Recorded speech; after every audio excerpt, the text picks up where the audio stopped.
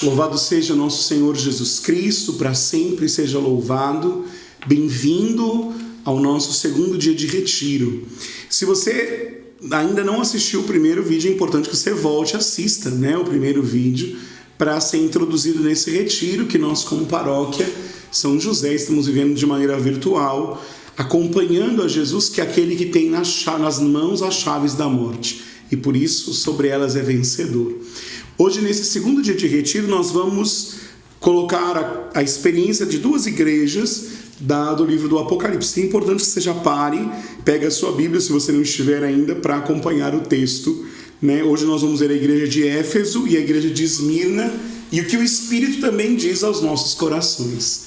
Então comecemos sem muitas delongas. Então, Apocalipse capítulo 2, versículo 1, até nesse primeiro momento da nossa partilha, o versículo 7. A carta à igreja de Éfeso. Ao anjo da igreja que está em Éfeso, começa o texto, escreve: assim diz aquele que segura as 7 estrelas em sua mão, o que anda em meio aos 7 candelabros. Conheço a tua conduta, tua fadiga e tua perseverança. Sei que não podes suportar os malvados. Pusestes à prova os que se diziam apóstolos e não são, e os descobristes mentirosos. És perseverante, pois sofrestes por causa do meu nome, mas não esmoreceste.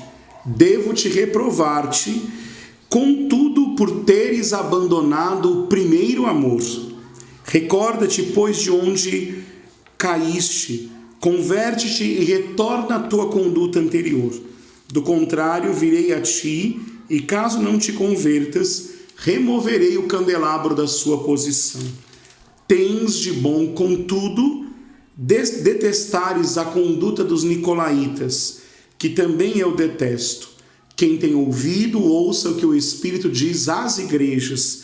Ao vencedor, contudo, dar-lhe-ei comer da árvore da vida que está no meio do paraíso de Deus.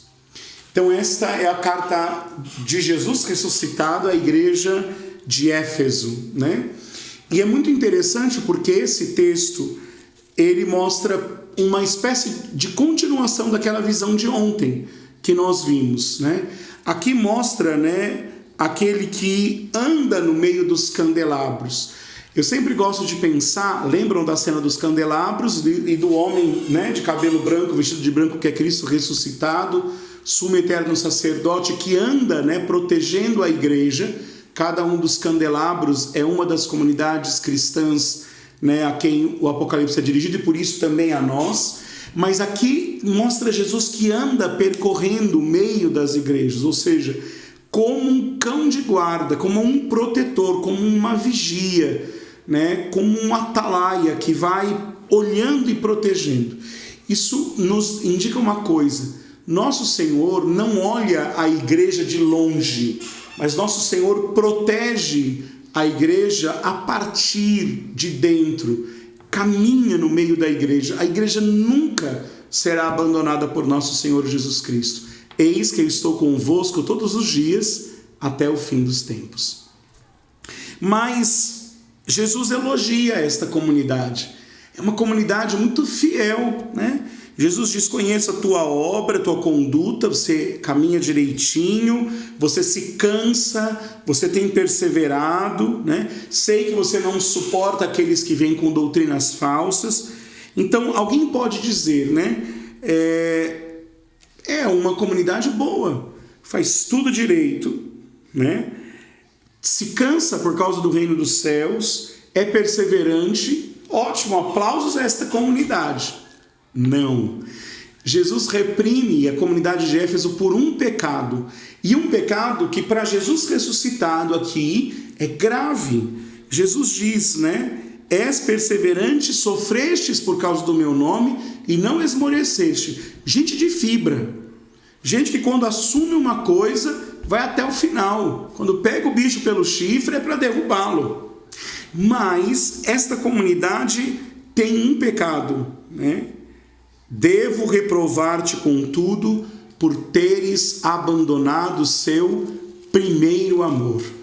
O pecado da comunidade de Éfeso não era fazer nada de errado, mas era ter perdido aquele brilho nos olhos que é próprio de quem descobriu o amor a Cristo. Meus irmãos, a experiência com o amor de Cristo precisa sempre ser renovada nas nossas vidas. Nós não podemos imaginar que basta uma primeira experiência com o amor de Cristo e pronto. Agora eu devo trabalhar, fazer, né? Essa gana pelo excesso de trabalho e se esquecendo do relacionamento com Cristo é uma grande tentação. Aliás, a doutrina espiritual, né, chama este pecado, este vício de azáfama, que a gente gosta de chamar de ativismo. São aqueles que lutam, fazem, acontecem, pau para toda obra, mas que perderam a essência do amor. Já não pulsa o coração deles com força, né? Quando Jesus ressuscitado fala ao coração.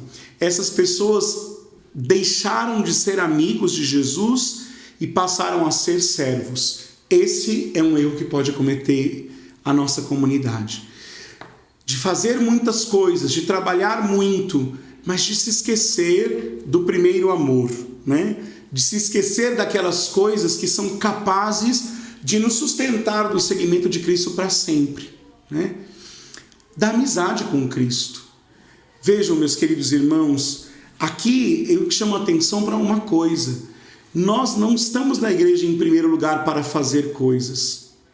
Nós não estamos na igreja em primeiro lugar para trabalhar. Mas nós estamos na igreja em primeiro lugar para amar a Cristo e descobrir o grande amor de Cristo por nós. E todo o restante é acréscimo, porque do contrário nós vamos ser fazedores de coisas, servos, mas não amigos de Jesus. E eu queria nesse ponto lhe fazer um questionamento. Lembre-se, não é um curso bíblico, mas é um retiro. Como anda a tua vida com Deus? Como anda a tua amizade com Jesus?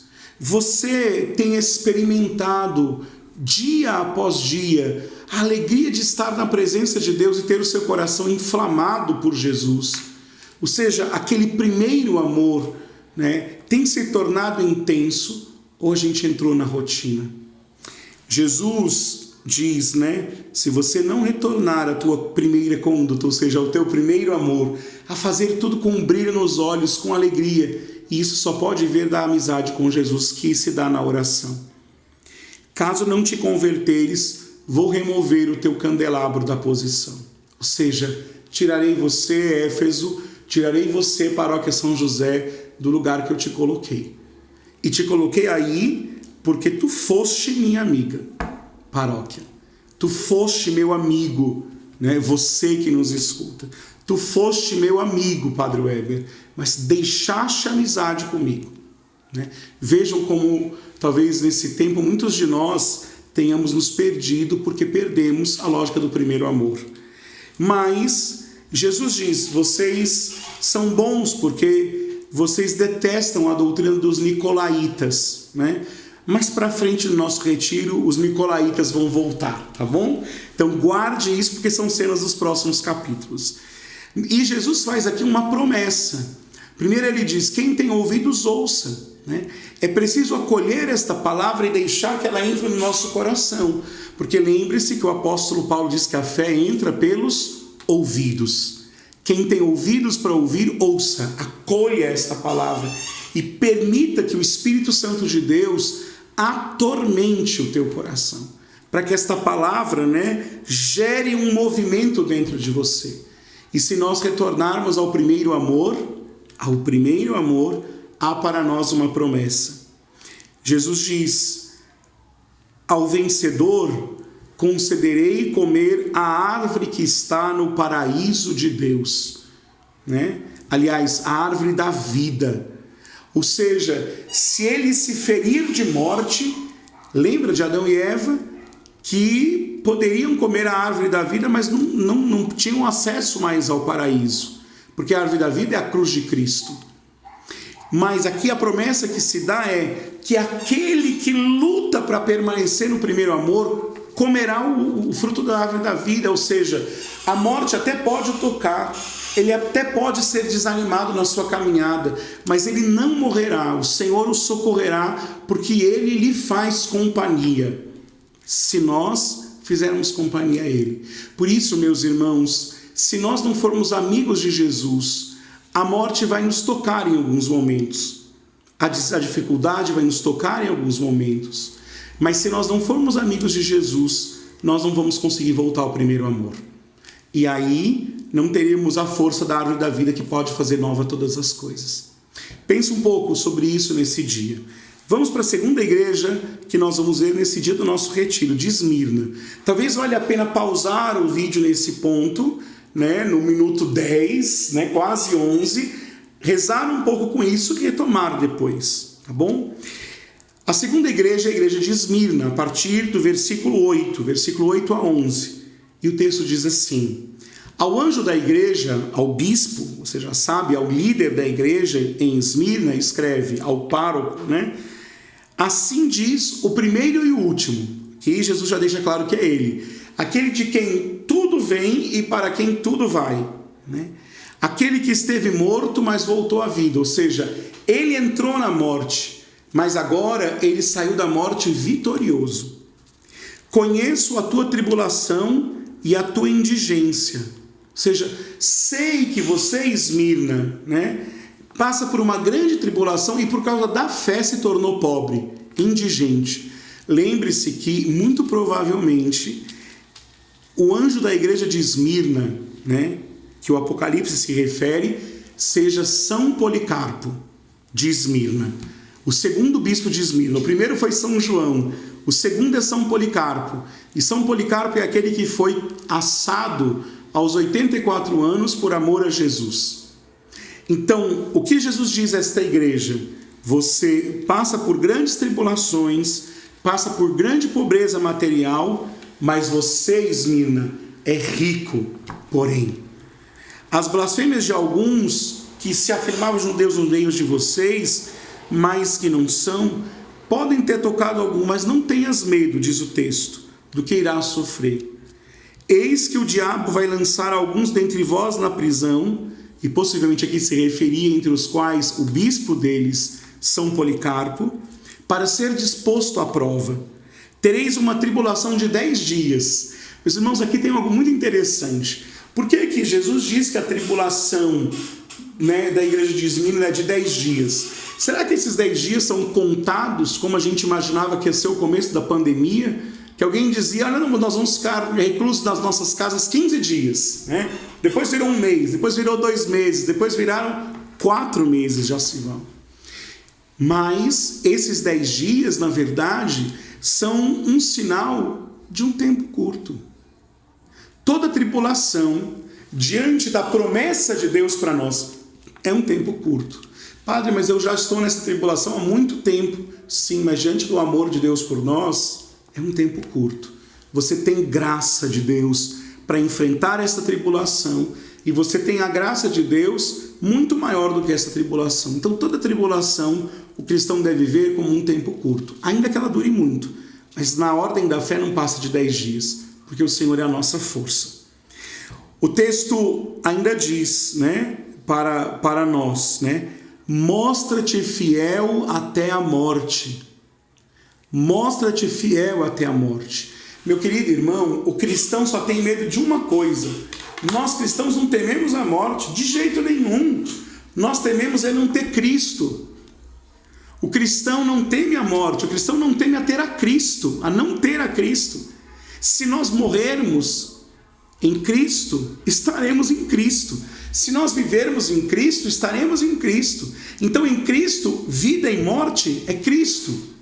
Presta atenção, se nós vivermos sem Cristo, é morte. E se nós morrermos sem Cristo, também é morte. Eu gosto de dizer que essa nossa vida só vale a pena ser vivida se for para descobrir a nosso Senhor Jesus Cristo. Por isso, a igreja de Esmirna é uma igreja que é chamada ao testemunho de fé até as últimas consequências, a não parar, porque receberá ela, diz o texto, uma coroa de vida.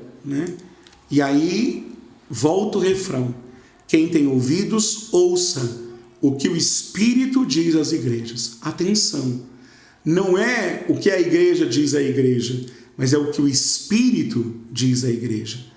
A voz de Deus que nos é dada pela sua palavra, né, que passa por meio da igreja, mas que vem de Deus. O Senhor nos socorre sempre com a sua graça, né?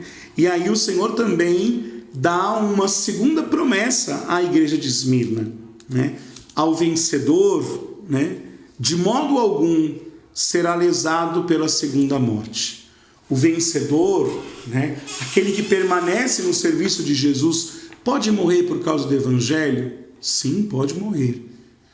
Mas não será tocado pela segunda morte. Não conhecerá a morte eterna, que é o inferno. Muita gente pensa que o inferno seja um lugar de fogo, e talvez o seja. O próprio Apocalipse cita e chama o inferno como um lugar onde tenha fogo. Mas qual é a dor do inferno? O que é o inferno? O inferno é a ausência absoluta de Deus.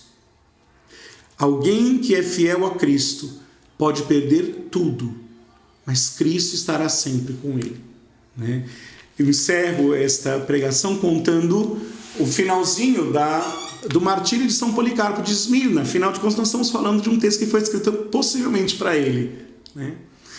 São Policarpo, bispo já muito idoso, ele foi preso, né? Era um homem de grande prestígio público, mas foi levado, né, pela perseguição, né, do império à morte. E se perguntou a ele durante seu julgamento: Policarpo, renuncia a Cristo e vai terminar a tua vida com 84 anos, né? Bem, basta que você renuncie a Cristo agora e termina a tua vida com tranquilidade. E São Policarpo de Esmirna diz: se em 84 anos Cristo nunca me fez mal, não vai ser agora que ele o fará. E São Policarpo, então, né, foi lançado para ser morto, né, queimado, né? A coisa não deu muito certo, e aí ele não foi queimado, né? E aí foi lançado, ele ficou na grelha, né, sem muito sucesso, e logo depois o seu corpo também foi lançado às feras, né? E assim ele deu seu testemunho de Cristo. Mas a pergunta que a gente tem que se fazer é: onde será que estão os que mataram a Policarpo? Talvez alguém pense no inferno, e eu respondo: não sei. Mas onde está Policarpo? No céu, né? No céu. Nós não podemos perder a visão do céu, meus irmãos, né? Eu gosto sempre de pensar que a paróquia é uma casa de estrangeiros, né? Paraoikos, né? Se diz em grego. Tem um significado histórico, mas um dia eu explico, mas há um significado também teológico. A paróquia é a casa onde moram os estrangeiros, porque o nosso verdadeiro lugar é o céu. Que esta meditação desse dia nos ajude a pensar, né, em duas coisas. Primeiro, aquilo que Jesus dizia a Éfeso: o nosso amor é tão forte como quando nós descobrimos a fé. E segundo, esse amor é capaz de nos levar a dar a vida por Cristo. Só Ele tem nas mãos as chaves da morte, e por isso só Ele pode nos dar a vida. Deus te abençoe, bom dia, né, de oração e de retiro, e até a nossa próxima pregação.